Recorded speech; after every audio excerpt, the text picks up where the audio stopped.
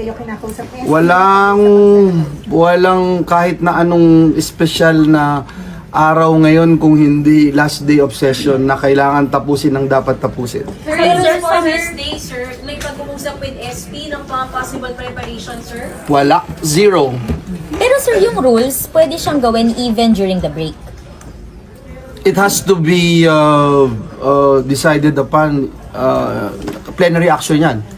You can paikot or discuss about it among yourselves and then promulgate it in the plenary. Sir, some scholars were saying... Guys, even the referral takes a plenary action, okay? I'm sure you guys are aware of that. Sir, ibig sabihin, you will not be able to act on it kung naka-adjourn kayo. Kailangan... Walang plenary. Break. Sir? So, Walang plenary, so yeah. So walang How? plenary, so hindi nyo ma-actionan yun kung isa The rules? na naka-adjourn na kayo. The rules or whatever it is again, there has to be a plenary action, okay? So kung hindi ma-actionan sa plenary, hindi pwedeng action, hindi makakapag-impeachment trial. Possible yun. Lahat ng gagawin namin, even the declaration of the senators sitting as an impeachment court, kailangan ng plenary action. Pero Diba? sir, some scholars were saying na kahit naka-adjourn ng Senado, kayo ang role nyo bilang senador, pero when it comes to impeachment, may special role kayong ginagampanan. So kahit naka-adjourn, you can continue. Nasa constitution ho, tama. Yeah. Pero again, it is the plenary action that would give us the go signal na we can, parang di ba pagka nagbe-break tayo, kahit committee hearings lang, kailangan banggitin mo doon sa plenaryo na ito ay ino-authorize ng bawat miyembro ng So pwedeng mag-continue Senado. sa susunod na Senado? Yep. Is that what you mean? Kung halimbawa matapos All things being again it's so hard for me to speak on just ito anticipation na po pwede mangyari etc. Sa session mamaya na mag-reconvene kayo after ng i-reconvene kayo. Kailangan may mag-move na mag-reconvene kayo. If it is filed and it is in the reference of business na sa agenda, automatic naman yun, di ba, na babasahin. Yes, sir. So, automatic din yun na i-refer. Di ba? And then if it is referred to a particular committee, the committee chair would act, whether it's rules or committee on justice, etc. You know? And there will be a motion. Siyempre, na... Pero yan, ang haba ng... Tignan nyo ha. Kung magmo-motion, kunyari si RG na i-convene kami as a court, pwede kong tanongin, RG, meron na ba tayong rules? How do you decide on quorum? Meron ba? Wala ata eh. Pagka disposition of motions, yung mga yan, you have to talk about it, di ba? Again, ang hirap na anticipate na meron tayong schedule today, may agenda tayo today, may mga ipapasa kaming third reading Mahaba today. yung agenda nyo today, sir. Yung third reading, madami. In short, hindi kaya today. Hindi ko masasabi yan, I'm not the entire Senate. Assessment. Kaya kami dito, ayaw naming tirain yung pag-iisip namin sa aming focus ngayon kung ano yung nasa agenda namin, and we are not going to anticipate anything na baka bumagsak ang buwan mamaya or mabiyak yung lupa at saan tayo pupunta, nasang evacuation center.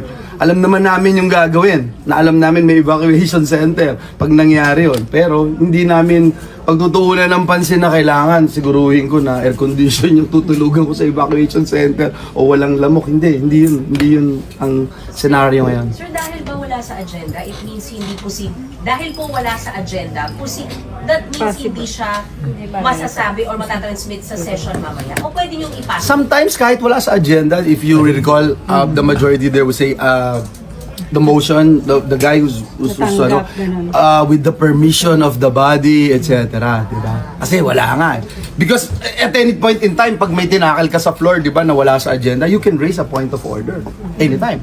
Pero sir, di ba technically, pwede kayong mag-session hanggang Friday? Technically, yeah. Pwede. If we don't adjourn, but siguro ang question ko din, bakit ba ngayon, how long did it take in the House ba? if again, anticipating, ayan. Hindi ko alam. Kaya ang hirap pag-comment, ang hirap puro anticipate mo kung ganito. Kaya mahirap eh. So, Kapag andyan na. yeah, better kung nandyan na. Mas marami tayong siguro masasabi kung nandyan na or ano pa yung... Sir, kailangan po ba Lahat possible eh. Lahat subject to be questioned by anybody, any sector of the society. The scholars were saying, binabanggit kanina ni ma'am, pwede kayong convene as an impeachment court during the break. Merong pwede, merong hindi. Bakit sabihin hindi? I can give you all the arguments, both sides. I can talk about it. But again, it's useless for me to say this. And it's very hard. You have to understand, on my part, I'll be sitting as a judge. I cannot make any comment na pabor o hindi pabor sa kanino mang kampo. Sir, offhand lang, just in case lang naman matuloy yung transmit na to, can you walk us through kahit konti lang? Just in case matuloy. Anticipating kung matuloy yung hindi ko alam kung matutuloy nga. Yes sir. But isang una yung gagawin sir ay dapat ma-plansya muna yung rules. Ang unang gagawin, pag-uusapan kung isasama to sa reference of business. I think that's the first step. Di ba? Pero sir, ano po general sentiment ng... I cannot speak for my colleagues. And again, if it is impeachment, as much as possible, we don't want to talk about it. Pero sir, Especially anticipating whatever scenarios, no? And you can only convene the impeachment court if ma-refer nyo mamaya sa... ma-refer sa session, sir. Sa plenary. Sabi nyo plenary action, sir, diba? Sige na, pagbibigyan ko kayo ha. Final, dinala. Nasa agenda ba ngayon? Wala. Ilalagay ba sa reference of business o hindi? Pag nalagay sa reference of business, another step, babasahin ba? Pag binasa ba, saan dadalhin?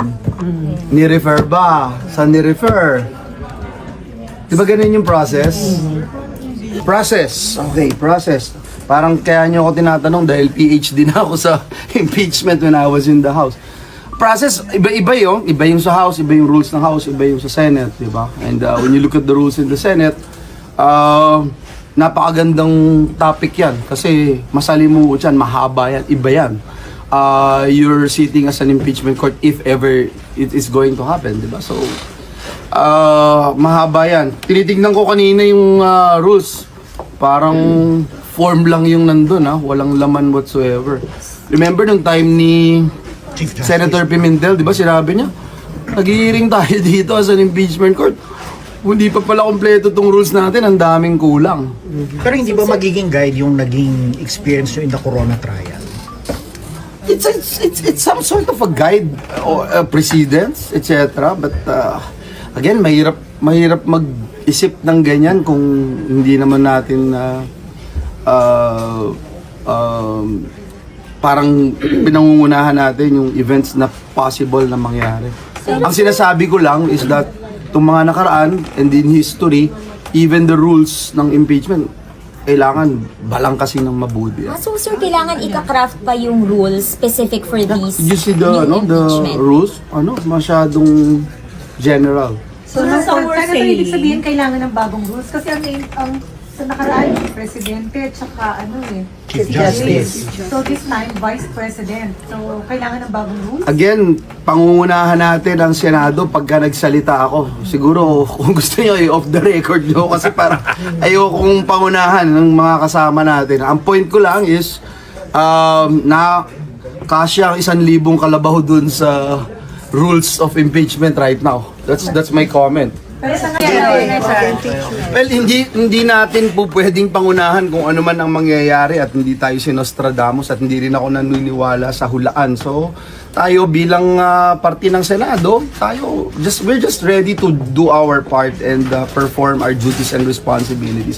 Yan yung sinumpaan naming tungkulin bilang mga senador ng Republika ng Pilipinas. So, whatever it is, ano man ang kailangan namin gawin bilang representatives of the people, senators of the people, yun ang gagawin namin. once matransmit, walang magagawa. I cannot make a statement or anything because that's already thinking na may magta-transmit, di ba? Hindi natin pwedeng not even to anticipate na may magdaanos. Dapat alam mo yun. When you took your oath as a member of the Senate, alam mo yun that if ever this happens, you will be sitting as a member of the jury. You will be part of the impeachment court. Alam mo yun. So, it's just there.